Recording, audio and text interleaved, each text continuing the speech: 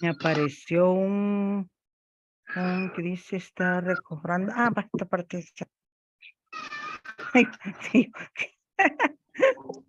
Buenas tardes a todos. Bienvenidos a este webinar el día de hoy.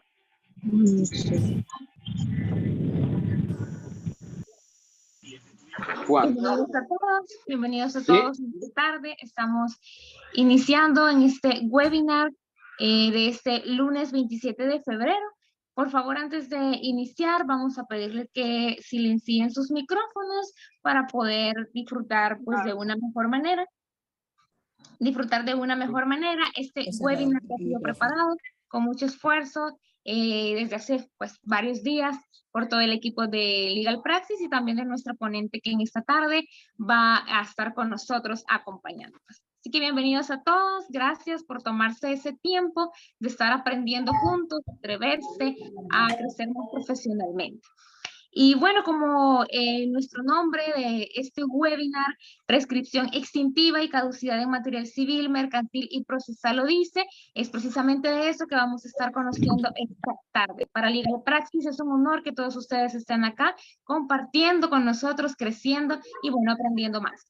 Y es para mí un honor también presentar a todos ustedes a la doctora Delmi Ruth Ortiz, quien nos está acompañando esta tarde, para quien con toda admiración y respeto voy a presentarles, para que ustedes también conozcan la excelente experiencia de la doctora, quien va a estar compartiendo este excelente webinar. Bueno, y comentarles a todos que es doctora en Derecho Privado de la Universidad Autónoma de Barcelona, España. Es también máster en Derecho Público y Privado e Investigación Científica de la Universidad Autónoma de Barcelona, España. Máster en Educación Universitaria de la Universidad Tecnológica de El Salvador. Es también licenciada en Ciencias Jurídicas de la Universidad de El Salvador. Actualmente es juez primera también de lo civil de la Ciudad Delgado, Departamento de San Salvador. Es docente, formador de la Escuela de Capacitación Judicial del Consejo Nacional de la Judicatura y otras universidades de prestigio. Especialista en áreas de derecho civil, mercantil, procesal, litigación oral, salud ocupacional. Así que tenemos acá esta tarde con nosotros a una persona con vasta experiencia en derecho, para que todos ustedes también la conozcan y puedan pues compartir esta tarde de ella. Así que nada más algunas generalidades antes de comenzar ya de lleno con el webinar. Primero, pedirles por favor que mantengan sus micrófonos en silencio. Al final de la sesión habrá un espacio para preguntas, comentarios, que también la doctora nos va a indicar. Y también durante el transcurso del webinar ustedes pueden escribir en el chat algunos comentarios, algunas preguntas y nosotros al final pues daremos respuesta a ellos. Nuevamente muchas gracias por estar esta tarde acá y los dejo con doctora Delmi Ruth Ortiz. Bienvenidos. Empecemos. Bueno, gracias. Hoy sí. Bueno, vamos a ver. Buenas tardes a todos y todas. Es un placer estar esta tarde con ustedes. En igual forma agradezco a Legal Praxis para haberme hecho la invitación de compartir un poquito los conocimientos en materia de lo que es una institución bastante loable, bella, conflictiva, fácil, dirán uno, para otros conflictiva, pues es el diario de venir de nuestra área. Casi siempre lo que conocemos como lo que es la prescripción y la caducidad, diario a diario llegan miles a El Salvador en todas las jurisdicciones, principalmente en los tribunales de justicia, lo que es la prescripción con respecto a adquirir un bien inmueble y la figura práctica o el lema que siempre se tiene en la prescripción que debe de estar poseyendo el inmueble en forma quieta, pacífica e ininterrumpidamente. De ello, pues, eso es lo que vamos a devenir este día, dar un breve esbozo de lo que haremos en 14 sesiones de 1 hora cada una. Y al final, pues, yo creo que hoy trataremos más que todo generalidades. para que usted en el desarrollo del módulo pues pueda sacar todas aquellas inquietudes. Hoy como van a ser generalidades, pues como dice la primera diapositiva, lo mencionada, lo que es la prescripción y la caducidad. Al hablar de prescripción, como podemos ver, no sé si la licenciada Figueroa me puede empezar a poner la diapositiva para que después se las hagan llegar a ustedes. Ustedes siempre van a tratar de tener Con su gusto. material y ese material no solamente van a ser diapositivas, más que todo casos reales que se dan día a día, cuáles son los criterios y los precedentes que da tanto la sala, la cámara en cuanto a la prescripción. Casi siempre lo que es la prescripción en materia civil, pues no vamos a tener muchas dudas, si quizás las dudas sean más que todo en materia mercantil, bueno, que respecta a lo que son los títulos valores, que lo que se llama acciones ejecutivas y las acciones hipotecarias. Esa será una generalidad que poco a poco iremos desarrollando para que usted trate de tener una mayor amplitud y un mejor bagaje de conocimiento. La prescripción en sí es adquirir, sea adquirir o extinguir, dependiendo en el libro segundo del Código Civil, tenemos lo que es la figura de los modos de adquirir. Dentro de los modos de adquirir, pues vamos a comprender perfectamente lo que es la prescripción y caducidad. Ahí está la generalidad y me gustaría que le diera a ese. Aquí está desarrollado lo que vamos a conocer en lo que es la prescripción. Si usted observa en esa diapositiva, vamos a tratar de desarrollar la prescripción no solamente de forma conceptual, sus diferentes formas, no solamente la adquisitiva como un modo de adquirir, sino también la prescripción extintiva.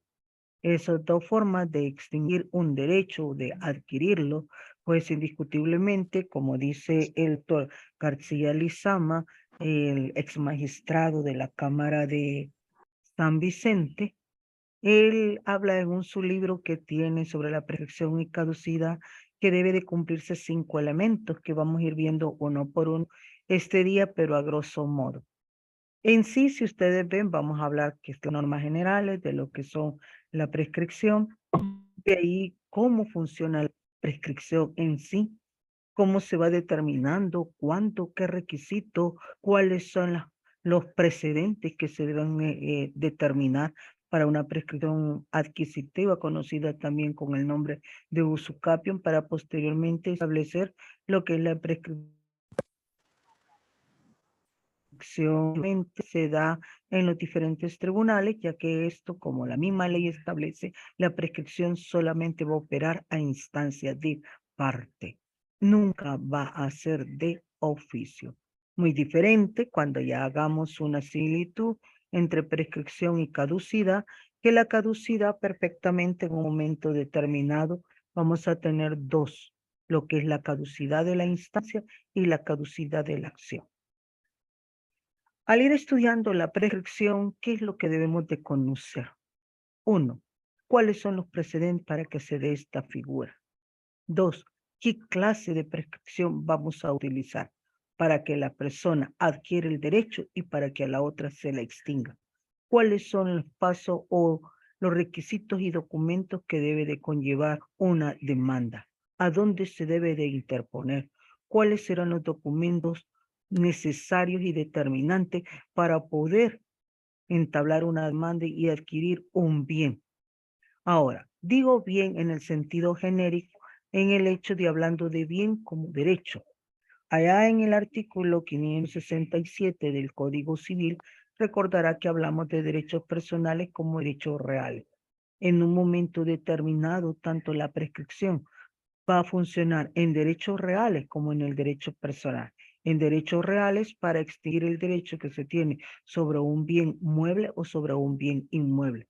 Dependerá si esto es de 20 o de 30 años, ya sea cumpliendo los parámetros establecidos. Y para extinguir un derecho, pues vamos a hablar de la acción.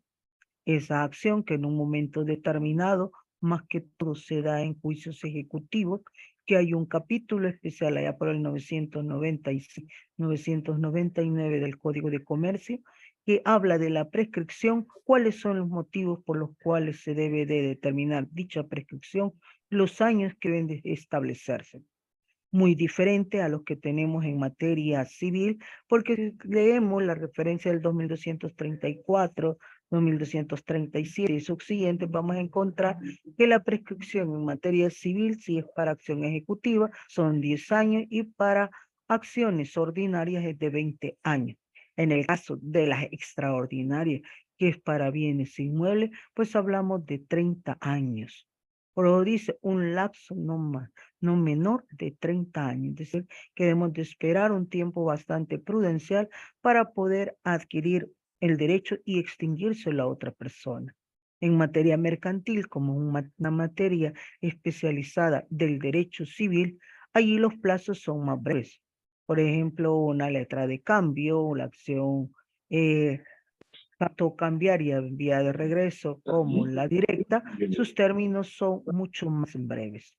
Al igual, no solamente para los títulos valores, para los contratos en igual forma.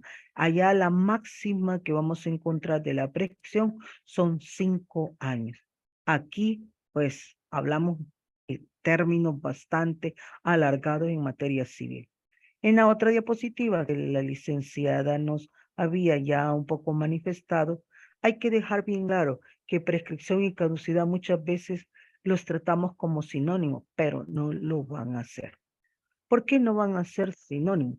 Haciendo una breve reseña, hay que recordar que la prescripción va a imperar como nosotros hemos establecido a instancia de qué? De parte. Muy diferente la caducidad que va a operar de oficio. En materia civil,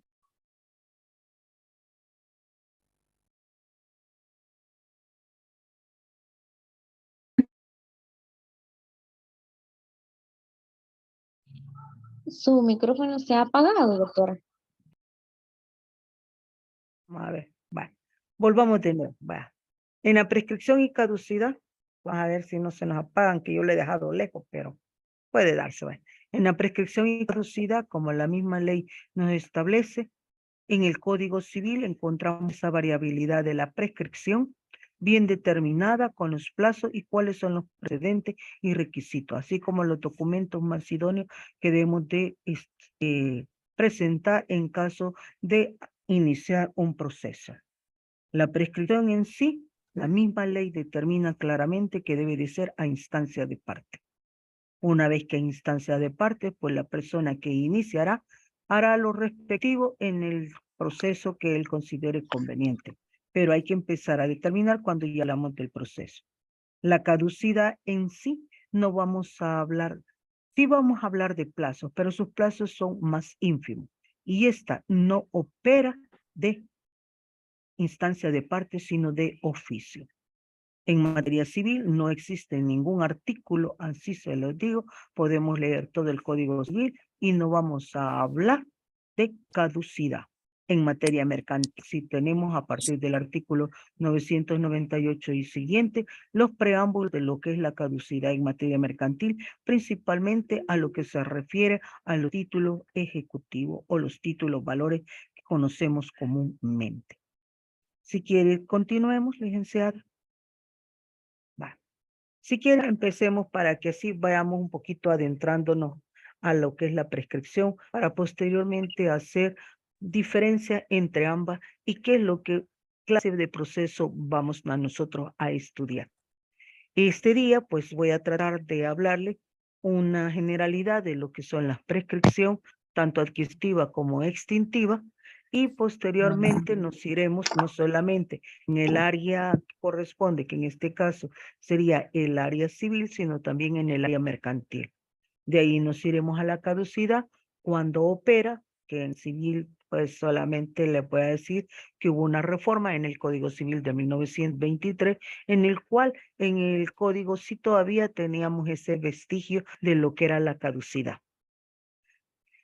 A partir de esa reforma, principalmente cuando ya iba a ingresar la Constitución, dejó a clase voy. A clase voy. E ingresó a lo que es la materia mercantil. En materia mercantil los términos inclusive son mucho más ínfimos que lo que nosotros conocemos. Sí existe la caducidad en materia procesal, que algunos de ustedes ya la habrán observado, a partir del artículo 130 y siguiente, en donde tenemos del Código de Procesal Civil y Mercantil, donde tenemos la caducidad, tanto en primera instancia como en segunda. Pero aquí eso va a ser primera parte, lo que es la prescripción, cómo va a operar, segunda parte, que es la caducidad, hacer la diferencia, y la última parte, qué clase de proceso debemos de iniciar. Dando un poco hincapié a nuestra jornada, hoy vamos a hablar de 4 aspectos determinantes. Al hablar de cada uno de ellos, estamos terminando ya como a las 7:15, 7:20. Tendrán la palabra ustedes para poder hacer algunas clases de interrogantes o inquietudes que ustedes tengan a su disposición. Quisiera empecemos para ampliar un poquito, como dice la prescripción adquisitiva, es un medio de adquirir bienes o derechos a través del tiempo. Comprende una figura que determina el nacimiento. Aquí mismo ya me está diciendo, para adquirir, voy a adquirir el derecho, pero para adquirirlo lleva conllevado que extinguir el derecho a otro. Aquí mismo ya me está diciendo que ordinariamente se requiere de un término en donde la propiedad, si en este caso vamos a hablar de propiedad, bien mueble o bien inmueble, estamos hablando de que debe de cumplir requisitos. Un poseedor de buena fe. 2, el transcurso del tiempo, que ese plazo sea no menor de lo que la misma ley le establece. Estamos hablando en términos generales. Si hablase en materia civil, recordémonos que las acciones ejecutivas son 10 años, las acciones ordinarias estamos hablando de lo que son 20 años y va a llegar un momento en que se van a combinar dos. Un ejemplo clásico que hemos tenido hace poco en el juzgado es que la persona le debía a otro como $5,000, habían pasado más de 15 años y no le había cobrado. Como la obligación estaba en un contrato, no en un título o valor plasmado, si nos vamos mercantil, allá establecía que prescribían todos los contratos o actos jurídicos en un término de 5 años. Una vez determinados esos 5 años, el acto jurídico mercantil se convierte en un acto jurídico ordinario, por decirlo así, en una obligación. Ahí combinamos que son los artículos del 1341, que una obligación civil se vuelve una obligación natural. Pero cuidado, esta acción ejecutiva nació con un documento, un mutuo, un instrumento público, como dice el artículo 457, que era el título ejecutivo base de la acción, llevaba in vivita una medida cautelar que era una hipoteca, un embargo traducido en una garantía. Ese embargo traducido en una garantía, así como se constituyó en un instrumento público, en un acta notarial, que se caucionaba el bien y se inscribió el bien en el registro de la propiedad raíz e hipoteca, y al determinarse la situación jurídica, se establecía que existía una caución y un embargo determinado, el cual era una garantía hipotecaria. ¿Cómo voy a extinguir esa garantía hipotecaria?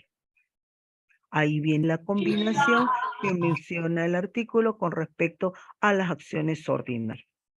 Como la hipoteca es un contrato de garantía desarrollada ya por el 2257 y en 1451 y siguientes del Código de Comercio, perfectamente vamos a encontrar que como contrato civil, para que deje de tener dichos efectos, no vamos a irnos como en materia mercantil. En materia mercantil, todos los contratos de préstamo, contrato de préstamo, hablamos de 5 años. Aquí, como son contratos que la obligación civil se convierte en natural, tendríamos que esperar un periodo de 20 años.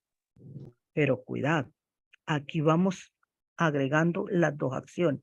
La acción ejecutiva, como ya tenía 10 años, ya prescribió, se levanta, ya no va a cancelar esa obligación y como ya solo le van a faltar 10 años, también perfectamente se va a levantar lo que es la acción hipotecaria. La facultad que se tiene, porque recuérdese que las resoluciones judiciales que se cumplen de acuerdo al artículo 217 del Código Procesal Civil y Mercantil, que deben tener el formalismo de una demanda con sus debidos requisitos y determinantes establecidos por la misma ley, es el único documento o instrumento, de acuerdo al artículo 457 del Código Civil, que va a causar estado.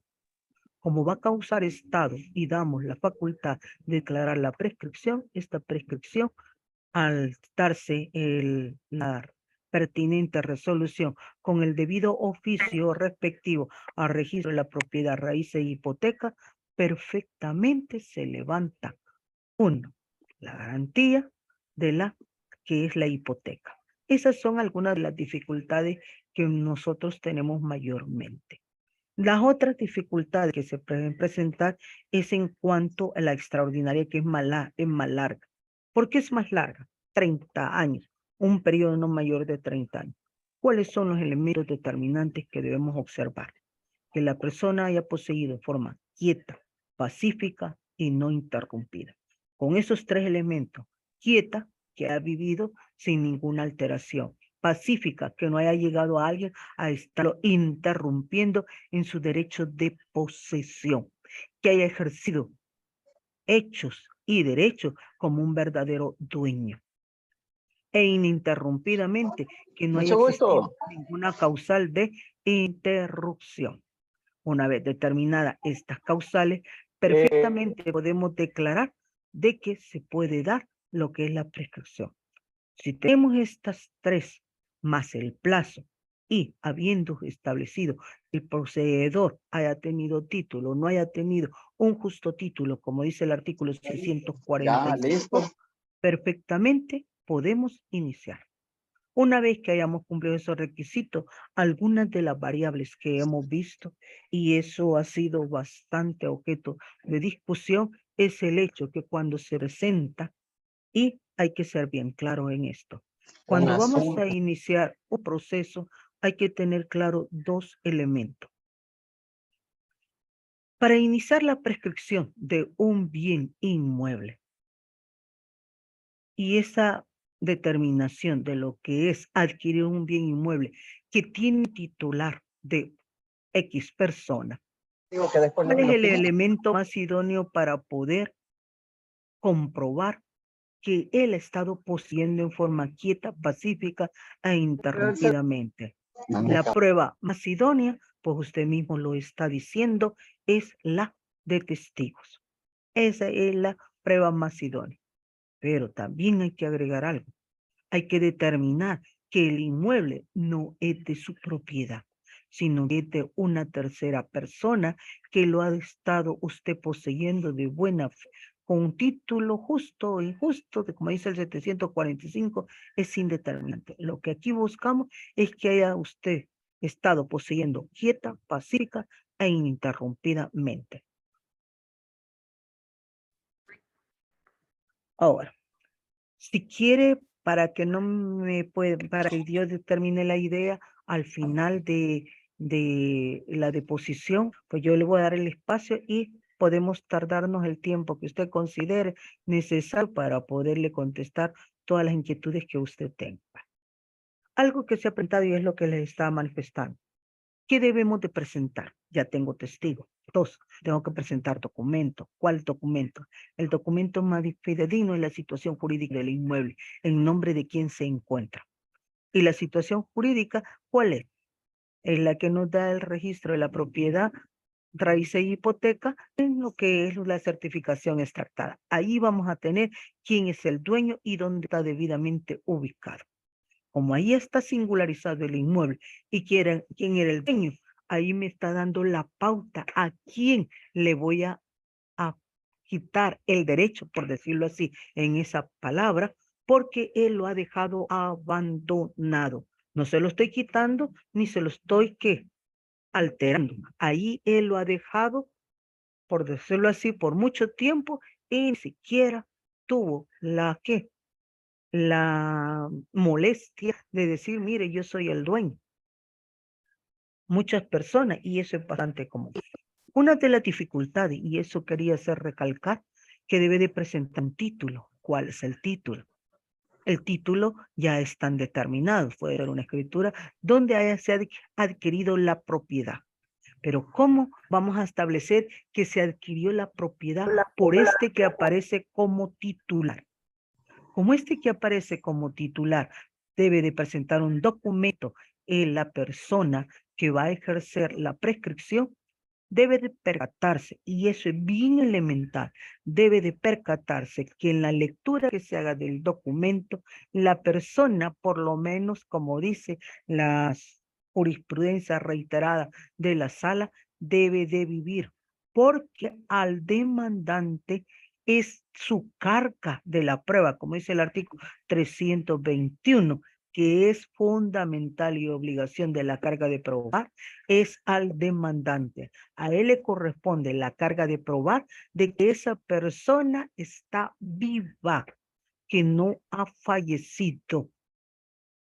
Nosotros hemos tenido infinidad de prescripciones, las cuales se han declarado improponibles, porque aplicando la jurisprudencia de la Cámara, se observa que es que cuando celebró el contrato que ha servido de base y que está depositado en el registro de la propiedad y que sirve para darnos una certificación extractada y la situación jurídica del inmueble, fue celebrado hace cuánto.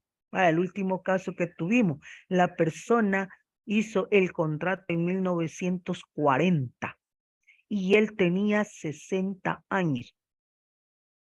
1940, 50, 60, 70, 80, 90, 2000, 2010, 2020, 2023. O sea que tenemos, mire, 50, 60, 70, 80 años, más 60, ni la calidad media de vida tiene como establece el artículo 81 del Código Civil.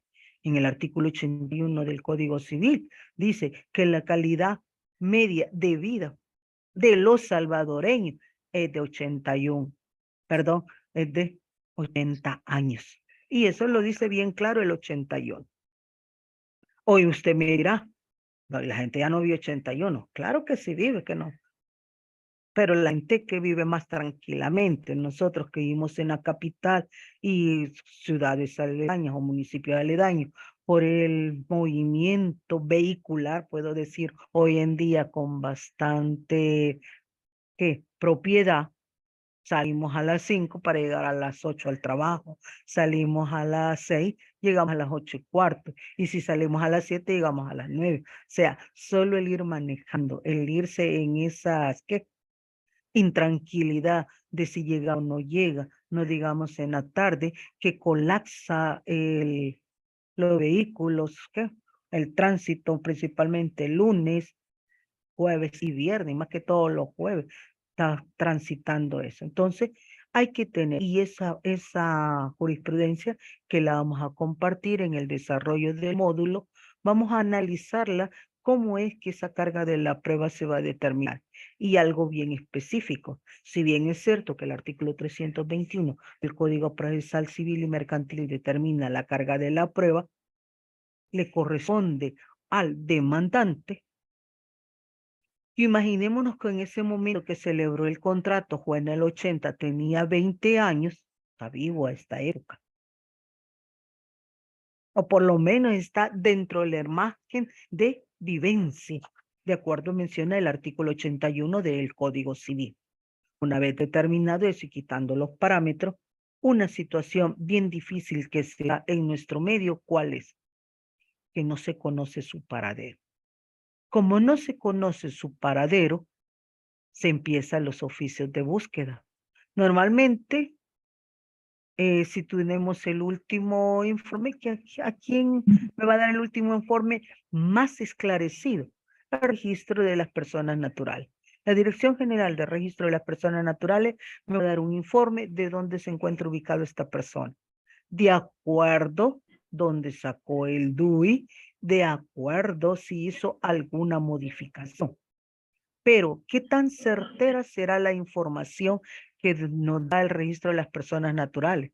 Posiblemente sí, posiblemente no. Si es certero, él nos va a decir, si es que él ha fallecido, me va a poner que no está habilitado. Y si ha fallecido y en la calidad difunto. Y desde el momento que es difunto, ya de acuerdo al artículo 65 y 66 del Código de Procesal Civil y Mercantil, deja de tener la calidad de legítimo contradictorio. Porque tendríamos que hacerlo ya no contra él directamente, porque él tiene que estar en plena determinación y plenitud de sus derechos, se tendría que hacer con la herencia de él. ¿Quiénes serán los herederos? Y si hay o no hay herederos. Imaginemos que no tenga, pues tendríamos que iniciar las diligencias de aceptación de herencia y después de iniciar las diligencias de aceptación de herencia, iniciaremos demandando al curador de la herencia yacente para que él nos dé las facultades para poder obtener el título respectivo.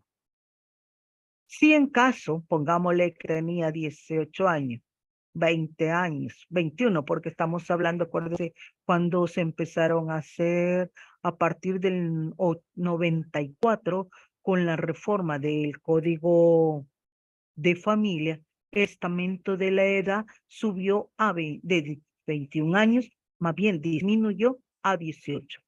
Es decir, a partir del 94, todos aquellos jóvenes que tenían 17 al año siguiente ya eran mayores de edad. Algunos de ellos, pues muchos antes de esa época, pues, teníamos que esperar los 21 años para poder obtener la mayoría de edad, ser sujetos, como dice la ley en 1317, capaces en forma absoluta para poder adquirir derechos y extinguir obligaciones. Estos son algunos de los preámbulos que vamos a ir viendo en cada uno de los que se dan y algunos motivos sustanciales que hay que observar cuando vamos a hacer la búsqueda. En igual forma, puede darme que la literalidad, lo que es el Instituto Salvadoreño del Seguro Social, si es trabajo.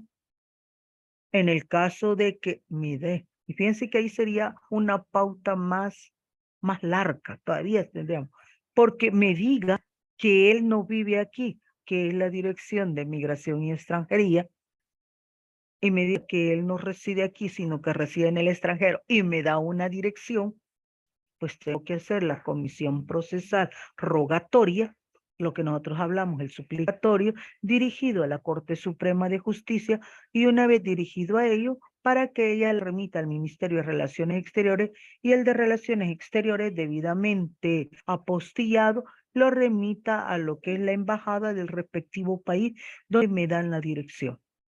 Al tener el respectivo informe, que no crean ustedes, que me lo va a dar, ¿qué? A los 3 meses, 6 meses, hay informes que nosotros estamos esperando de hace 3 años y todavía seguimos esperando porque cuando mandamos a pedir el informe a la corte, le preguntamos en qué estado está. Ella nos manifiesta que se remitió a Relaciones Exteriores, de Relaciones Exteriores se remitió a la embajada correspondiente del estado o del país bajo el cual estaba subyugado y que está en proceso. Tenemos que seguir esperando. Cuando ya manda el informe a la embajada de que si lo ha realizado o la persona no se apersonó o manifestó que estaba difunta o paradero desconocido, es que viene, realizamos el emplazamiento por edicto y una vez realizado el emplazamiento por edicto, entonces realizamos lo que es el emplazamiento a través del curador. El nombramiento del curador, que debe de ser un abogado de la República. Ese abogado de la República, y aquí voy a tratar de dejar bastante claro, es algo bien elemental. Cuando contestan los curadores, un escrito como contestación de la demanda, me dice, no me opongo a las pretensiones del demandante. Va, está bien.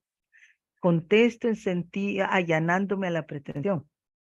O se allana o no se opone. Son dos términos totalmente diferentes. Recordemos cuál es el papel del curador. El papel del curador es representar al demandado para que éste sea oído y vencido en juicio y tenga la garantía de audiencia. Pero cuando me dice me allano, no se puede allanar porque él no sabe, porque él solo lo está representando judicial y legalmente. No sabemos qué es lo que opina la persona en sí. El artículo 58 del Código Procesal Civil Mercantil determina las clases de sujetos y que estos pueden ser representados en forma legal o judicialmente. El artículo 69 como el 70, pues nosotros sabemos lo que es la postulación preceptiva, que toda persona que deba intervenir en un proceso civil y mercantil debe hacerlo a través de un procurador que debe ser abogado de la República. En este caso es un curador representante de la persona demandada y que para que tenga la calidad de legítimo contradictor con su representación legal debe de ser abogado de la República. Con esas limitantes y a medida que vayamos conociendo, pues encontraremos una serie de dificultades. De ahí se presentará a la audiencia preparatoria, posteriormente se irá a la audiencia probatoria y sucesivamente hasta darse el fallo respectivo y con el fallo respectivo, con la sentencia de mérito, pues se llevará con el respectivo oficio al registro de la propiedad, raíz e hipoteca, donde la situación jurídica de la persona que no habíamos encontrado su paradero, que está representada por el curador, pasa a ser el titular que ha vivido en forma quieta, pacífica e interrumpidamente. En igual forma, como menciona allí la prescripción extintiva, es un método de extinción de un derecho que se produce. ¿Cuál es el derecho? El derecho de dominio. Pero les decía, vamos a hablar tanto del derecho real como del derecho personal. Le voy a extinguir a la persona el derecho de dominio. ¿Por qué?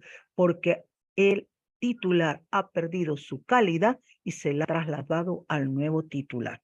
Y para ello ha pasado que en forma inactiva, no adquiriendo más calidades que simplemente dejar transcurrir el término. En igual país le pongo el caso de lo que menciona la prescripción de deudas. Ese es lo más emblemático que tenemos en materia mercantil. En materia mercantil usted observará que las deudas, mucha gente las deja ¿de qué? De cobrar. Acaba de aparecer un caso en el juzgado en donde la persona pidió la prescripción de la obligación porque tenía 10 años sin que el banco le cobrase. 10 años. Cuando pusieron la demanda y se hizo el emplazamiento, como hoy con la nueva forma de notificación electrónica, si este día se le notifica, inmediatamente, ¿saben? En la tarde le estaban diciendo, a eso de las 6 de la tarde, que revisando los libros contables observaban que él tenía una deuda con el banco desde 1900 tanto. Va que resulta ilógico, porque la persona cuando puso, pues, no se determinó que el banco haya ejercido algún derecho durante ese lapso de tiempo. Por eso es bien determinante contar hasta los términos. Si quiere, démosle la otra diapositiva, licenciada.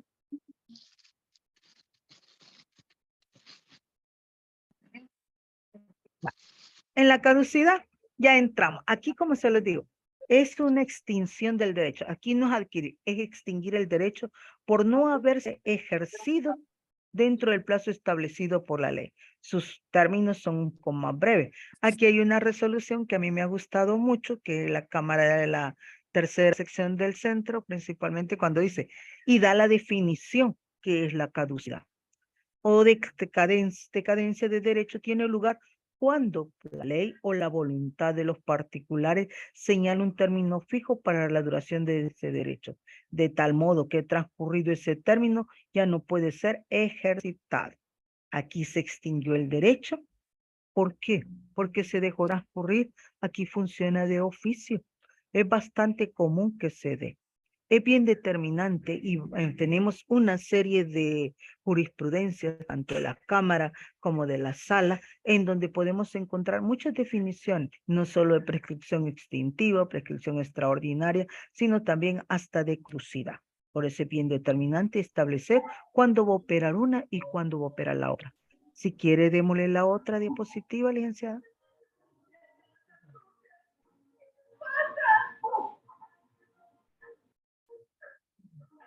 Gracias. La otra, démosle, la otra. La siguiente, licenciada.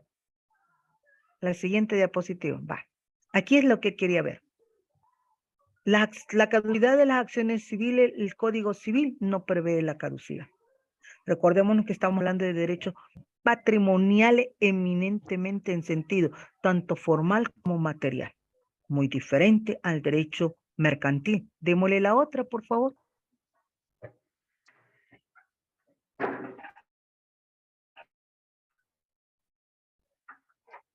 Hágame el favor, licenciada, de pasarme la otra diapositiva.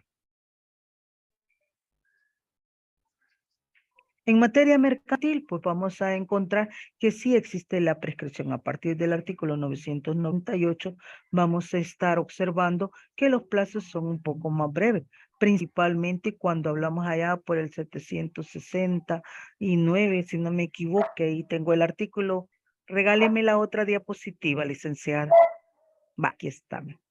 Aquí en el 760 del título valor, cuando la acción cambiaria, tanto en vía regreso como vía cambiaria directa, ya han prescrito y nadie puede ejercer ya el derecho, ni para adquirirlo, entonces se caduca el derecho. Al igual el artículo 22, si se dejan las marcas y no son utilizadas por un periodo de más de un año, que son las marcas ya sea de servicio, marcas comerciales, marcas de fábrica, el artículo 42 de la ley de marcas y otros signos distintivos determina que podemos emplear la caducidad. Aquí habla de un ejemplo que lo vamos a ir desarrollando, cómo que se hace una demanda de caducidad de la acción mercantil, principalmente los bancos. Esta jurisprudencia me gustó, aunque es del 2015, como usted puede ver, porque me determina, como usted puede leer en la parte final, que dice que regulan en términos en relación con el plazo señalado por la ley para la prescripción. En los juicios ejecutivos mercantiles bancarios, el plazo término de la prescripción precisamente es de 5 años. Es lo que mencionaba que es el plazo máximo que tenemos en materia mercantil. Todo según las leyes vigentes a la fecha de la caducidad de la acción alegada, siendo que a partir del artículo 999, ordinal tercero del Código de Comercio, una vez determinada la prescripción y no ha sido alegada, entonces también le caduca a la persona el derecho de poderla alegar a la posa. Por eso es bien enfático determinar cuándo van a hacer la prescripción y cuándo va a llevar in vivita la caducidad. Démosle a la otra diapositiva. Todo eso a medida que vayamos analizando en el desarrollo del módulo, vamos a ir observando cómo funcionan estas cualidades de la prescripción y la caducidad al mismo tiempo. Aquí ya solamente es para recordarles cuál es la diferencia entre uno como en la otra, ¿va? La diferencia es cuál es. El plazo, la incertidumbre sobre un derecho y el titular del derecho renunció. ¿Por qué renunció? Porque ha dejado transcurrir, lo abandonó y el otro lo ha adquirido porque hubo un abandono activo por parte del titular que no ejerce su derecho de dominio y el cual el otro que en forma quieta, pacífica e interrumpida lo ha estado poseyendo. Al igual en materia de lo que nosotros hablamos comúnmente en deudas. La pregunta sería, así, un poquito sacada de la manga. Usted presta dinero a buena fe. Allá en el 1580 del Código Civil se recuerda, toda obligación arriba de 200 colones necesita de prueba. 200 colones. ¿A cuántos de ustedes e incluyéndome mi persona, en prestado de buena fe. Mate 200 colones. Podría hablar $200, $100, $500, y usted no le ha pedido un documento ni lo ha hecho firmar. Y nos vamos a la buena fe. Pero si hay firmado un documento, ¿cuántas personas dejarán perder esa obligación? Me sobran dedos de las manos para poder determinarlo, ¿no? El agiotista, y lo digo en esas palabras, con el perdón de estas personas, el usurero, hoy venció, mañana a las 8 de la mañana ya está poniendo la demanda. No va a buscar otro plazo, temprano a las 8, solo está esperando que abra para poder empezar a qué, y caerle, como dice la ley, en el embargo. ¿A dónde? En sus bienes, ya sea en salario, bienes muebles y bienes inmuebles. Y lo más triste, que a veces me duele, ¿cuál es? Y ahí es donde opera la caducidad de la instancia. Damos a la persona. Y recordemos, como dice el proceso ejecutivo, a partir del 457, especialmente el artículo 459, la notificación del embargo, la emisión de la demanda va junto con el mandamiento de embargo. Yo no le voy a avisar al deudor, mire, señor deudor, le voy a embargar, le voy a poner una medida cautelar a su salario, a su vivienda, a su vehículo. Cuando él se viene a dar cuenta, ya está el embargo en el salario, en un vehículo o en el inmueble. Y de ahí seguimos proceso normal. Y ese proceso normal, ¿cuál es? Que viene el emplazamiento. Al venir el emplazamiento, es lo más triste. ¿Por qué es lo más triste? Que la persona dejó de trabajar, le cayó el embargo y o sigue trabajando, o es de aquellas personas que quizás tiene tantos deudas, pongámosle así, porque todos vivimos de deuda. Aquí solo los ricos pues viven sin deuda. Yo creo que también tienen deuda, pero es que es un poco negligente, y digo en esa palabra, es negligente, que no se percata que cuánto le han embargado. Si se observara cuánto le han embargado en un momento determinado, pues él va a pedir una liquidación para que le digan cuánto le han embargado y ya no le sigan que descontando de su salario. Pero siguen embargando, y más con la normativa que teníamos anteriormente con el Código de Procedimientos Civiles, en donde ya en el artículo 128 del Código de Trabajo decía que el salario mínimo estaba exento de embargo, pero después del salario mínimo se debería de embargar el 20%. Existían embargos de ¿qué? De 30, 40, 50, 60, $100. Hoy, con la normativa del artículo 622 del Código Procesal Civil y Mercantil, ha traído bastante ¿qué? Desmejora para el embargo. ¿En beneficio de qué? Cumpliéndose aquel principio que teníamos en el artículo 14 del Código de Procedimientos Civiles, en donde se iba indubio pro reo. Hoy ya ese principio nosotros no lo tenemos. Eso solamente constitucionalmente lo tenemos, lo más favorable al demandado. En eso es lo más favorable al demandado, pero si nosotros vemos, nuestro código es bastante moderno, el Código Procesal Civil y Mercantil, en donde dice, del excedente de 2 salarios mínimos. Si hacemos una similitud, si el salario mínimo es 350, que es un poco más 350 son 760. Del excedente y gana 760 son $10. De esos $10 solo le van a descontar el 5%. Ello da pauta que los descuentos hoy por embargo de salario son bastante ínfimos, de $3, de $5, de $7. ¿Cuándo va a pagar la deuda? Algún día podrá pagar. Por eso es bien determinante ir estableciendo. Esas son algunas de las diferencias principales. La segunda diferencia que podemos recalcar, licenciada, ¿me la puede poner?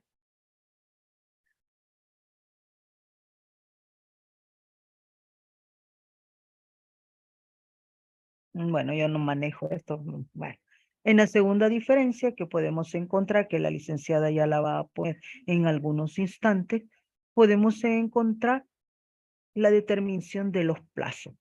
Caducidad, poco el tiempo, allá es menos el tiempo. Funciona en materia mercantil, en materia civil no funciona. Y la prescripción es para ambas áreas. Si nos vamos por materia, prescripción para las dos áreas y caducidad para eminentemente mercantil. Ahora, la caducidad a medida que vamos entrando, no solamente va a existir la caducidad de la instancia, sino también la caducidad sobre las acciones que van a recaer sobre el derecho real o sobre el derecho patrimonial. Le dice, el deudor será quien fije la prescripción cuándo la va a imponer. Es decir, que queda facultad de el deudor decir, no me cobró, por favor, vamos al juzgado y que ya no pague. Cuando venga a darse cuenta, yo ya no tengo que pagarle porque él se olvidó de cobrarme en el tiempo establecido, por consiguiente quiero que prescriba. Y en el caso el acreedor demuestra una buena conducta más allá del plazo señalado. La caducidad puede operar en un momento determinado de oficio. Hay cuestiones que a medida, dependiendo de la clase de derecho que vamos a ir determinando, si es un derecho real, si es un derecho personal, y si dentro de esos derechos reales o derechos personales está el derecho a petición de herencia o el derecho de heredero, como nosotros hablamos comúnmente, hay que ver cómo va a funcionar cada una de estas cosas. La ley en sí, si nosotros observemos, dice allá en las disposiciones generales de las herencias que para aceptar tiene un tiempo determinado, pero nos vamos a las reglas siempre que no hayan prescrito. Y esas reglas las tenemos allá en las generalidades de la prescripción del libro concerniente del 2247 y siguientes del Código Civil. Y hay que empezar a establecer cuáles son los plazos específicos para cada una de ellas. Seguimos en la siguiente diapositiva, licenciada.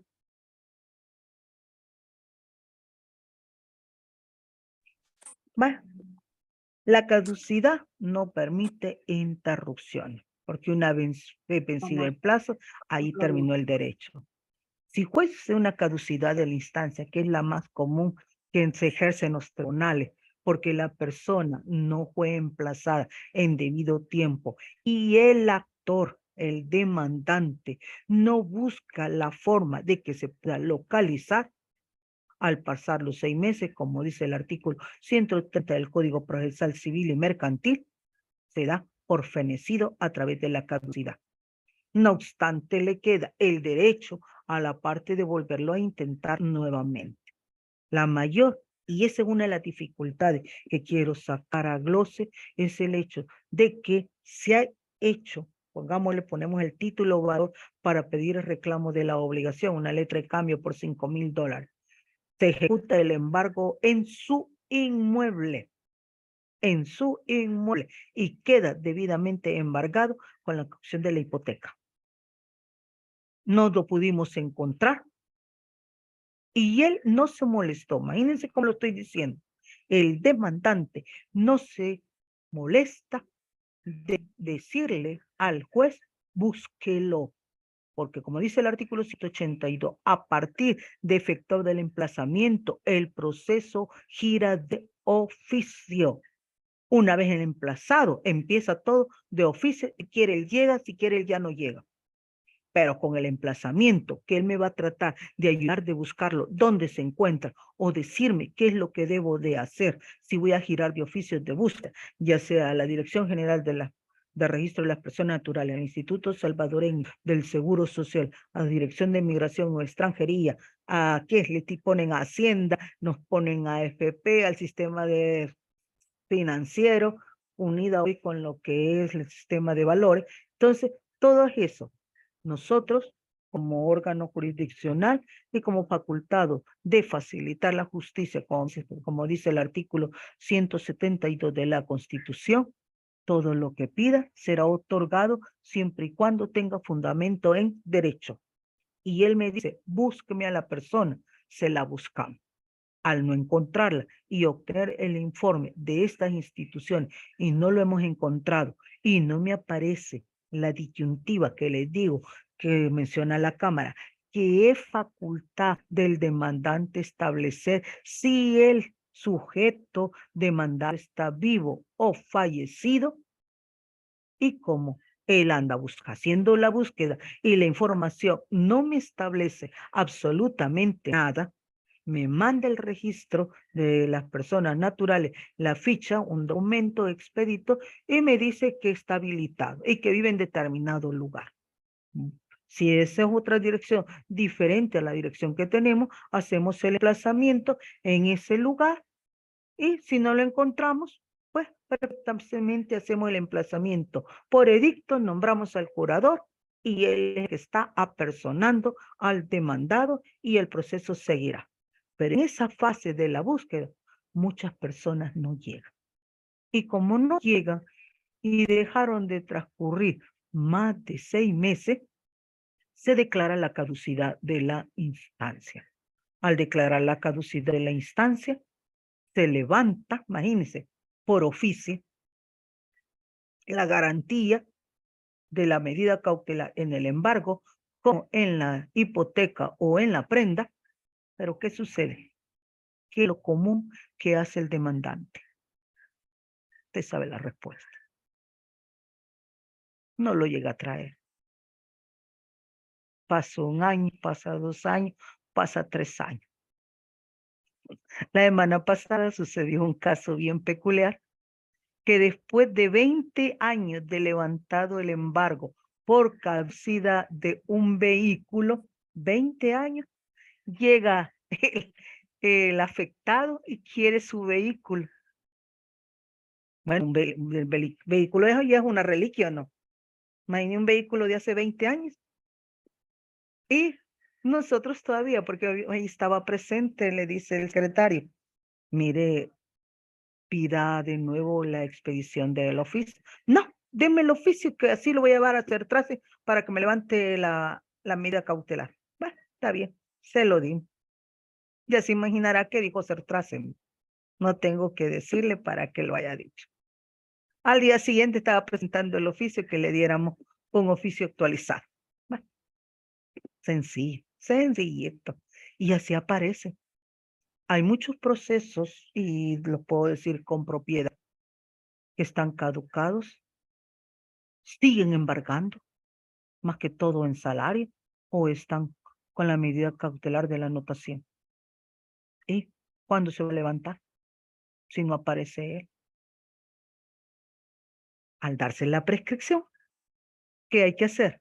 Levantar el embargo y sustituir al titular por un nuevo titular que debe de adquirir el inmueble en forma que limpia, sin esas medidas cautelares. Sigamos, licenciada. No se siente el tiempo, ¿va? Y aquí, como les digo, mira, solo por un ejemplo para que usted tenga una alusión, ¿va? Cómo va a ser la prescripción ordinaria, cuándo es regular, cuándo es irregular, y ver un ejemplo de cada uno de ellos y los precedentes constitucionales bajo los cuales y cómo es que se cuentan estos tiempos. Sigamos la otra, licenciada. Tipos de procesos, tanto para la prescripción adquisitiva, porque vamos a adquirir un bien, como estamos hablando, de un derecho real de dominio. ¿Qué tipo de proceso? De acuerdo al artículo 239 del Código Procesal Civil y Mercantil, va a ser un proceso común, por regla general, si no me determina valor. Pero si determina valor, hay que establecer lo que dice el artículo 240 y 241. ¿Cuáles son los parámetros de los valores para un proceso común? Más de 25,000 colones para el proceso común y menos de 25,000 colones para un proceso abreviado. Y eso es tanto, ¿para qué? Para área civil como para área mercantil. ¿Quién es la competencia? Pues nosotros ya sabemos que el lugar donde está ubicado el inmueble, no donde está la regla general, ¿cuál es? El demandado. Aquí el lugar donde está ubicado el inmueble. Y pueden existir, como ahí les dice, mira el 443, determinar las medidas cautelares, precautorias, preventivas. El secuestro de bienes que no se utilice mientras se está realizando el proceso.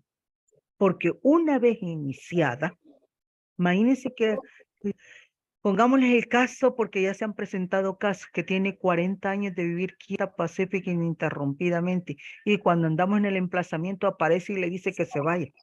Se hace la anotación preventiva de que se ha iniciado un proceso y que ha dejado transcurrir un término bastante suficiente por haberlo dejado en abandono, para que eso no sea trasladado hacia otra persona.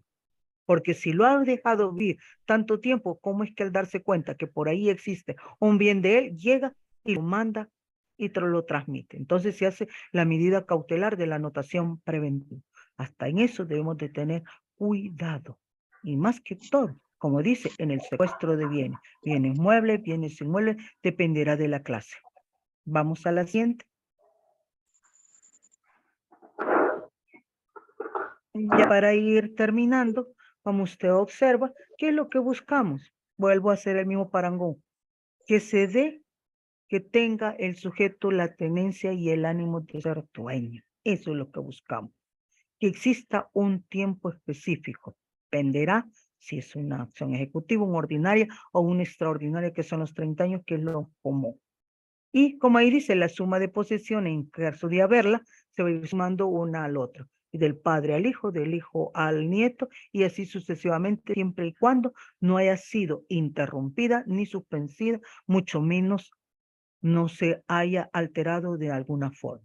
Y al final, como decimos así, siempre y cuando no existe una interrupción civil o una interrupción natural, debe de reconocerse el derecho de adquisición, cambiando la titularidad que se termina en la sentencia para hacerla efectiva en el registro de la propiedad, raíz e hipoteca. Y la sentencia, ahí mismo le dice, hará las veces de escritura pública y de título de propiedad. Y ordenaremos la inscripción respectiva y el nuevo cambio del titular, que ya no va a ser. En el tracto sucesivo va a aparecer que el anterior era el titular, pero que el nuevo adquirió por prescripción. O sea, todas esas circunstancias nosotros vamos a ir viendo a medida. No, yo le he dado un esbozo general de lo que posiblemente vamos a tratar de desarrollar. Yo trataré de hacer énfasis principalmente cuando ya hagamos uso, no solamente de bienes muebles, inmuebles, sino también algo que normalmente vemos casi todos los días, que son los títulos valores. Así que por lo menos ese va a ser una forma generalizada de lo que va a ser el estudio, que comenzará, creo que el día de mañana, a la hora estipulada por la administración. Estoy abierta a las preguntas, licenciada. No sé si va a ser a manos alzadas o usted las dirigirá y usted hará las respectivas interrogantes. Gracias, doctora. Si tenemos por acá en el chat algunas preguntas, si a usted le parece, empezamos por esas y al final que cada quien levante la mano. Con gusto. Gracias. Bueno, tenemos por acá una pregunta que dice, ¿la prescripción de aceptar herencia debe ser siempre declarada por un juez? Si vamos a cambiar la situación jurídica de una persona, sí, porque esa es la que va a servir como título allá. En el caso de, recordemos algo, en el caso de las hacen por diligencias notariales, ella solo determina un estado jurídico de heredero. Pero para poder cambiar de un titular a otro, en este caso del heredero del fallecido al vivo, como decimos el artículo 1081 del Código Civil, que es la transmisión de derechos y el heredero es el continuador de la personalidad jurídica del causante, esa perfectamente la puede hacer. Pero si voy a hablar de prescripción que se ha dejado de forma quieta, pacífica, tiene que ser por orden judicial para cambiar el estatus. Perfecto, gracias, doctora.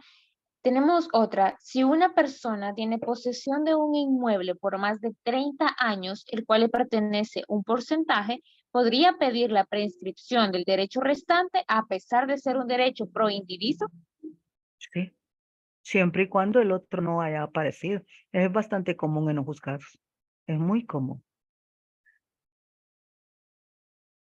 Gracias, doctora. Tenemos esas en el chat. Ah, bueno, acá tenemos una más. ¿Existirá algún óbice para promover la prescripción en aquellos casos en que las personas son poseedoras por más de 30 años de un inmueble, que comenzaron a poseer por una promesa de venta, con una notificación que nunca regularizó el proyecto? Está hablando del caso que está ahí en el kilómetro 7,5, porque ese es el caso que está ahí. Sí, claro que lo puede hacer. El problema que tenemos con la notificadora que está ahí es el hecho de que no hizo la desmembración y hay que empezar a hacer la desmembración. Ideal sería que hicieran un consorcio, ¿no? Que no solamente afectará a uno, sino a toda la masa. Pero como no podemos invocar el derecho de uno para con el otro, pues por particularidades, pues cada uno tendrá que hacerlo. ¿Ya? Sí se puede hacer. Muy bien, tenemos una última pregunta. En el caso de un colono que ya lleva más de 30 años de estar sobre el inmueble, el cual posee extensión que no es parte de la propiedad, ¿cómo lo debe comprobar para adquirir? Es Colón. Ha vivido en forma quieta, pacífica, sin que el dueño, el propietario, le haya, ¿qué? Lo haya sacado. ¿Cómo va a comprobar? Él sabe quién es el titular. Y la titularidad, pues lo tiene quien está inscrito en el registro de la propiedad. Con eso, pues le servirá por lo menos parte fundamental. Ahora, hay que tener también cuidado. En los contratos de promesa de venta, es bastante común que, de acuerdo al artículo 1425 del Código Civil, solo le faltaba la tradición para hacer efectivo el contrato en sí. Se cumplió el plazo, se cumplió el pago, pero le faltó la tradición. Y esa tradición ha pasado más de 30 años. Entonces no va a haber ninguna dificultad para poderlo adquirir, aunque sea una notificadora. Ahora hay que tener cuidado si es en cabeza de su dueño o es una notificación de desmembración. Ahí sí tendríamos que ver, pero el único que nos puede determinar si es en cabeza de su dueño o una notificación ya desmembrable será el registro que me dé a través de los planos catastrales. Es la única que podríamos saber. Y en caso de poderla adquirir, pues solo me tendrá que pedir el plano catastral de la ubicación de su inmueble. Y así podemos establecer claramente si era en cabeza de su dueño o una desmembración. Perfecto, gracias. Si una persona ha estado en posesión de un inmueble por más de 40 años y ha tenido 4 titulares del dominio durante ese tiempo, ¿es necesario demandar a las 4 personas? Tiene que ver quién es el primero, quién es el segundo, quién es el tercero y quién es el cuarto. Porque del cuarto para de él, si solo tiene 10 años, le faltan 20. Está perfecto. Pero este ya dejó de ser titular, pasó al segundo, pasó al tercero y pasó al cuarto. Entonces hay que ver cuántos años tiene el último titular para con él. Hay que tener cuidado en eso. A menos que los 4 estén en el mismo y sea una, ¿qué es? ¿Cómo le podríamos decir? Herederos, ¿qué? Herederos sin partición. Si el inmueble está bajo la herencia sin partición y aparecen los 4 personas como titulares, entonces sí serán los 4, pero los 4 corren al mismo tiempo. Por eso hay que ver quién me va a dar la pauta en sí, quién es el último titular y si es son heredero o es el único titular o son varios porque no se ha hecho la partición, será la situación jurídica del inmueble que emite el registro de la propiedad y se hipoteca. Gracias, doctora. Tenemos por acá más preguntas. En el caso de un inmueble que no posee titular porque éste murió y nunca obtuvo el título como tal, ¿puede existir un caso de prescripción por una persona que vive en el inmueble? Sí, obteniendo un título dependiendo si es municipal o un título supletorio. No, no hay ninguna dificultad. Muy bien. Para el caso de los embargos, los que hacen cola se pueden prescribir después de los 5 años. Depende de la normativa. Depende de la normativa. Piense que como es un embargo y su sueldo, porque es que, bueno, depende de la normativa y depende de la vigencia del código. Perdón, que me está oliendo. En el Código de Procedimientos Civiles, los embargos sí van en cola. En el Código Procesal Civil y Mercantil van todos conjuntos. Si van en cola, no le da derecho a prescripción, porque hasta que se paga uno, inicia el otro, y así sucesivamente. El hecho de que no le han cobrado es por el hecho que debe todavía del primero. Por ejemplo, le voy a poner un caso. Una persona tiene 3 embargos, uno de 10,000, uno de 20 y uno de 5. El del 5 es del último. El de 20 fue el de, ¿qué? El del 80. El del 90 fue de 10. Y el del 2015 es de 5. Como eso se acumula el más nuevo al más viejo, se va a la normativa anterior. Al irse a la normativa anterior, hasta que haya cancelado el primero, va a ir al segundo y del segundo al tercero. Pero si a partir de las nuevas normativas, digo nuevas, que ya no están nuevas, porque ya tiene más de 10, 12 años, que es la del 1 de julio del 2010, si él tiene esos 3 embargos, los 3 embargos van en conjunto, van acumulados en uno mismo. Y si le quitaron $200, que es lo que tiene en este momento embargado de su salario, se divide en porcentajes de mayor a menor. El de 20,000, el de 10,000, el 5,000. Al de 5,000 quizás solo paguen $12, al otro 50 y al otro 100.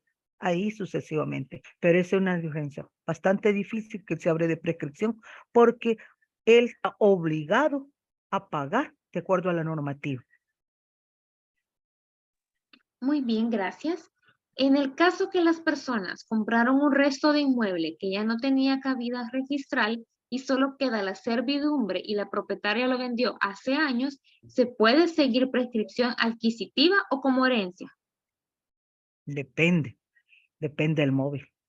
Hay que conocer el precedente para poder establecer quién era el titular. Porque dependiendo del titular y de la cabida y dónde está, se va a poder determinar si es herencia o es cambio de titular, para que figure la prescripción.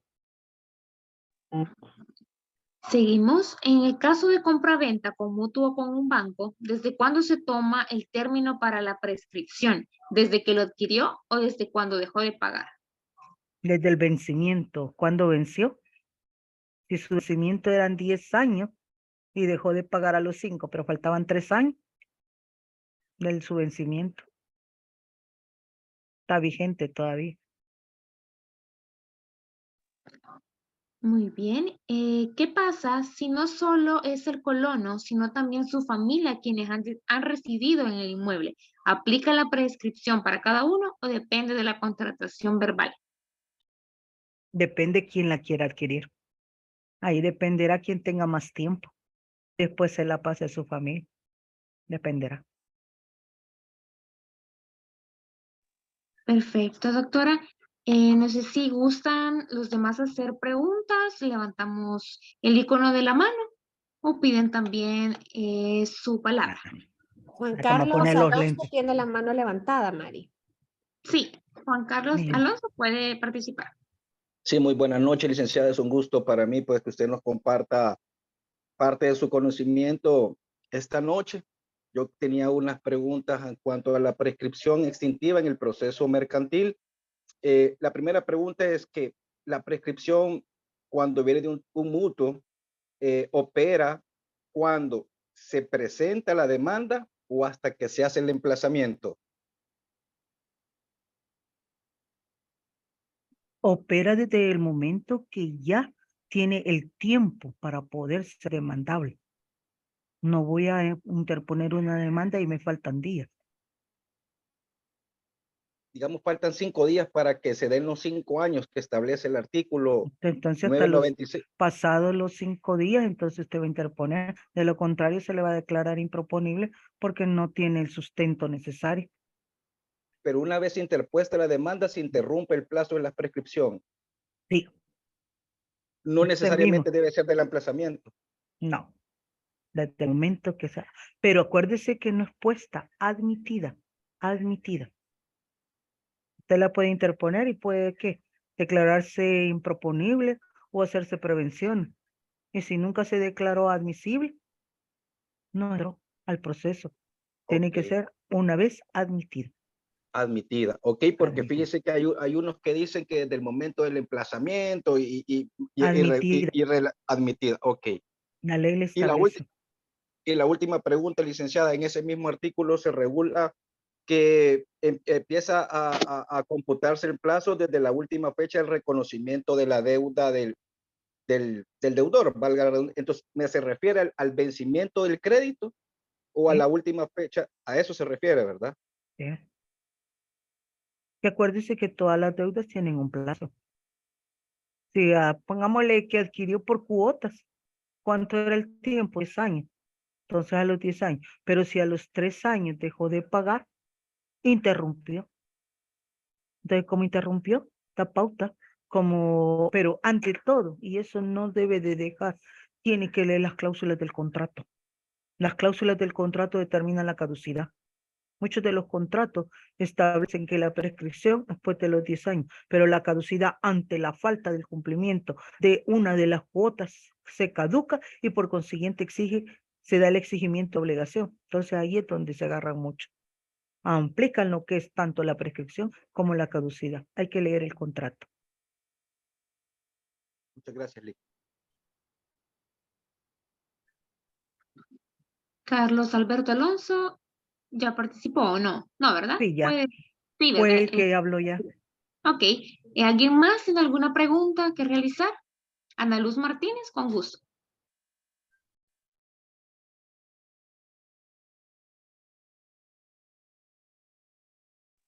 Licenciada Ana Luz, tiene la palabra.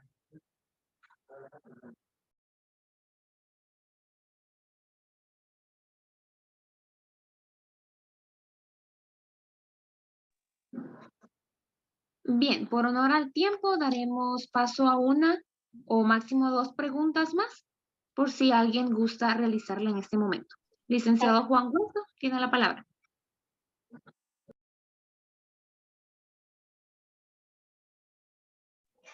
Hola, buenas noches, doctora. Buenas noches, placer saludarle. Gracias, igual, doctora, igual.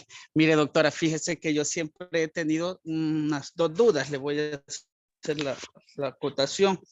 Fíjese que cuando uno firma, antes, en el caso del 2009 que salió la ley de tarjetas de crédito, con los documentos rotativos de crédito rotativo.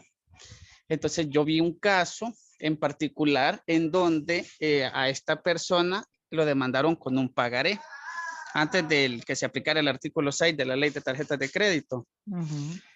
Pero yo había solicitado a la superintendencia el historial de la persona y la persona tenía más de 5 años de no pagar. Pero presentando yo la prescripción por el 995, creo que es, o 994, no recuerdo, de los 5 años. 999. ¿Perdón? 999. Ah, bueno, 999, doctora. Casi al mismo tiempo ellos presentaron demanda con un pagaré. Con un pagaré, pero como al pagaré no le habían puesto fecha de vencimiento. De vencimiento, le pusieron que vencía casi a los 2 años. Entonces ahí se dio el problema de que el juez quería, en la primera se fueron por el 777, de que no habían pasado los 3 años de la acción cambiaria, pero no obstante sí habían pasado los 5 años del historial, del cumplimiento, exacto.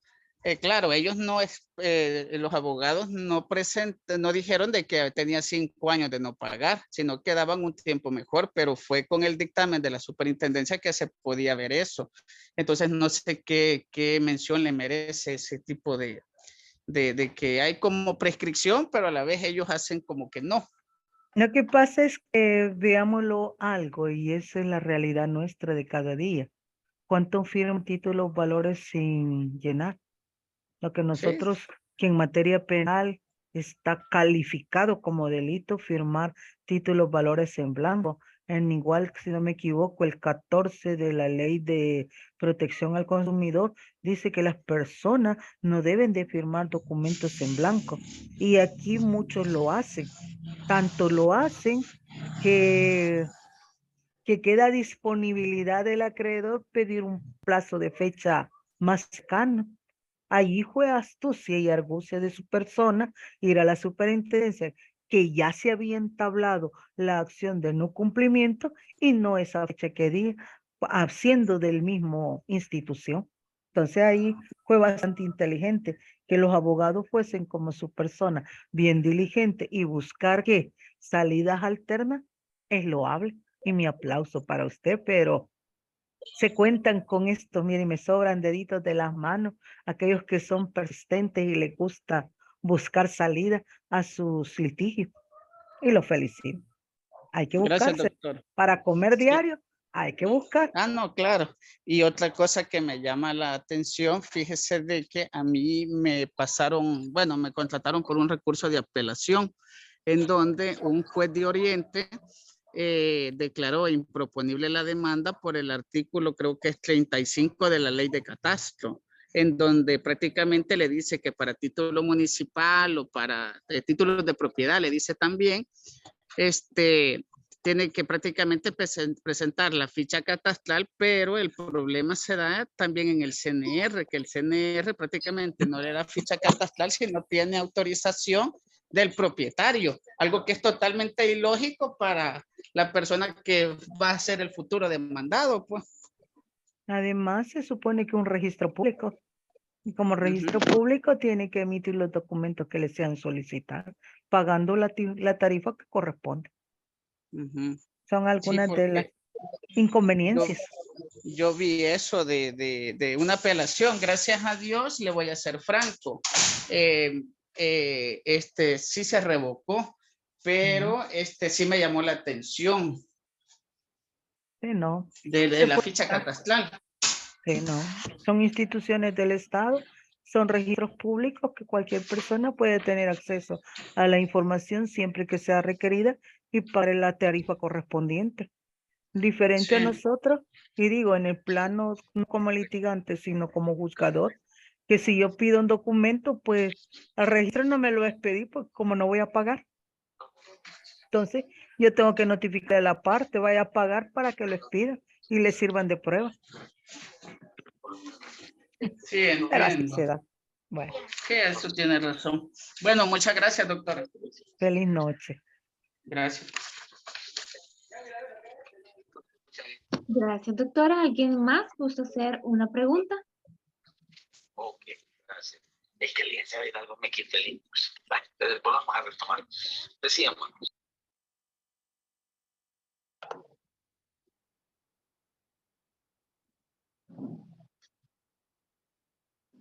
¿Alguien más? ¿O damos paso a los licenciado Carlos Alberto? Sí, buenas noches. Soy el licenciado Álvarez. Quería preguntarle, doctora, es en relación a la interrupción de la prescripción. En materia civil se dice de que no la interrumpe el juicio conciliatorio. No. ¿Opera de la misma manera en materia mercantil, doctora? Quizás como los plazos son más breves y si hay conciliación es porque ambos llegaron a un avenimiento. Eso impide que se aplique lo que es la prescripción. Porque el avenimiento, como es entre dos personas, cambio la prescripción es cuando uno ha dejado abandonado el derecho y el otro pues no sabemos quién es y como la deja abandonado no puede haber conciliación. Así que posible, la interrupción puede darse por el avenimiento. Pero dice, puede ser civil o puede ser natural. Sí, correcto. Es que le preguntaba porque estaba notando ambas disposiciones a las que me quiero referir, que es el artículo 222.42 del Código Civil con relación al artículo 249 del CPCM, que en su inciso final está expresando esto, ¿no? Sobre la conciliación. Dice que presentada la solicitud de conciliación, si se acepta, producirá el efecto de interrupción de la prescripción. de la prescripción. Es como el hecho, vaya, imagínense que usted me deja vivir en su terreno quieta, pacífica, ininterrumpidamente.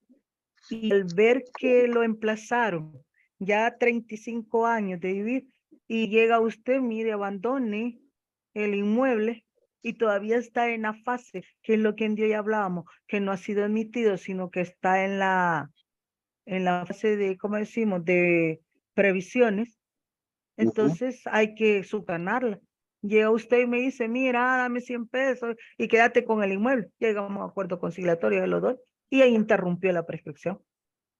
Ya cuando se llega, aunque llegue allá, se confirma el avenimiento y ahí se terminó.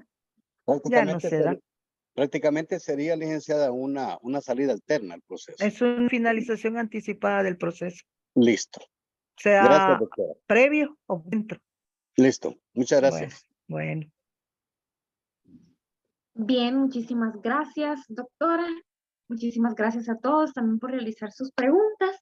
Bueno, ahí en el chat nos están diciendo que han sido grandes aportes, gran explicación también a las preguntas, así que muy agradecidos con usted y con todos también. Vamos ya para concluir con este webinar. Les tenemos una información muy importante a todos los que en esta noche nos acompañan. Así que queremos comentarles que como ya estamos abriendo también paso al módulo 2 del Diplomado en Derecho Privado Sustantivo, el módulo de la prescripción extintiva y caducidad en material civil, mercantil y procesal. Es decir, básicamente lo que hoy vimos en generalidades, pero más amplio para todos aquellos que quieran cursar este gran módulo. Muchos ya están inscritos y qué bueno, también hay que animar a otros. Y bueno, todos los que no están inscritos pueden hacerlo, las inscripciones están disponibles para todos.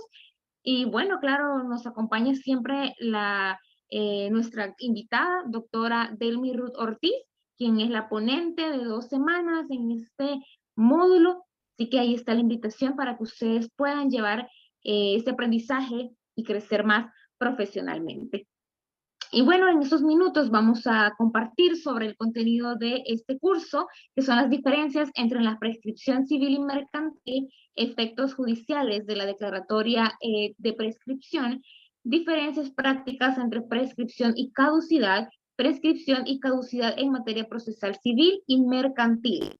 También estaremos aprendiendo sobre las semejanzas y diferencias entre la prescripción extintiva y adquisitiva.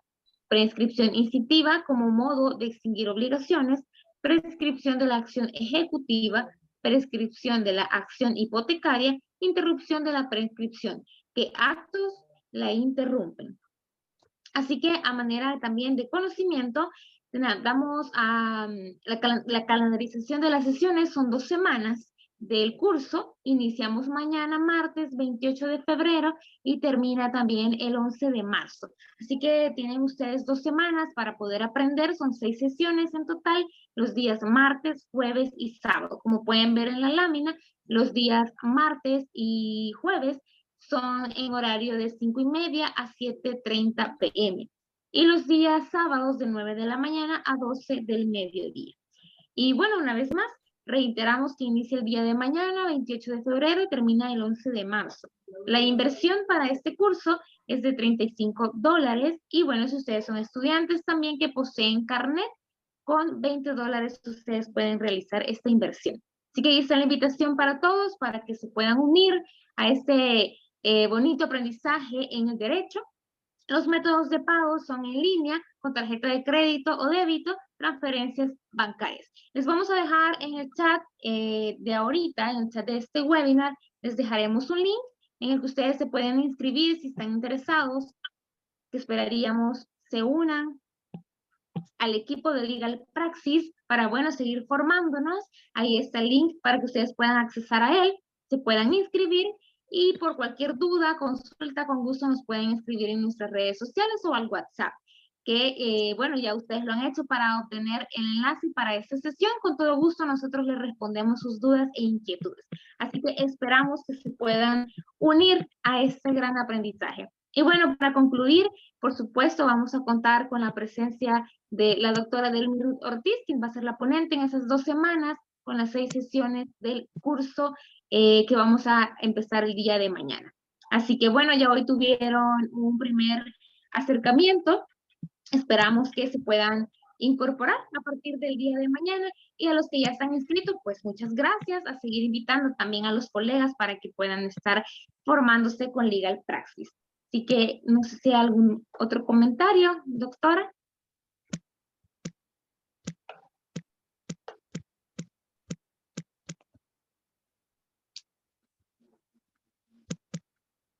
Trabó esta cosa, se me trabó. Se me trabó el famoso ratoncito. No, pues ante todo, pues agradecerle a ustedes, a Legal Praxis, de que me han hecho la invitación, y esperamos que por lo menos tratemos de solventarles todas aquellas dudas que le vayan surgiendo a cada uno de los colegas. Es bueno, y como decía Couture, cada día hay de saber un poquito de derecho, porque cada día pues nos volvemos más profesionales. Hay un sinnúmero de cosas que se dan, no crean que es fácil o difícil, sino que creo que la persistencia ante todo es de saber estudiar y llevar las cosas con paciencia. El conocer hace que todos los días pues lo estemos practicando, y al practicarlo pues hace conocedores en esta rama. Yo les espero a cada uno de ustedes, agradeciéndole de antemano a Legal Praxis, a los administradores, al doctor Bolaños, como a su amable esposa y a su persona, licenciada, por la invitación que me han hecho y poderles servir en lo que mejor pueda yo ayudarles. Agradeciéndole y deseándoles a todos una feliz noche. Gracias igual, doctora. Gracias a todos una vez más. Muchísimas gracias por haber compartido este webinar. Y bueno, estamos a la orden. Legal Praxis queda a la orden de ustedes. Gracias por la confianza y esperamos que el día de mañana podamos verlos a todos en la primera clase, ya martes 28 de febrero. Así que bueno, feliz noche a todos. Estamos a la orden por cualquier consulta y los esperamos.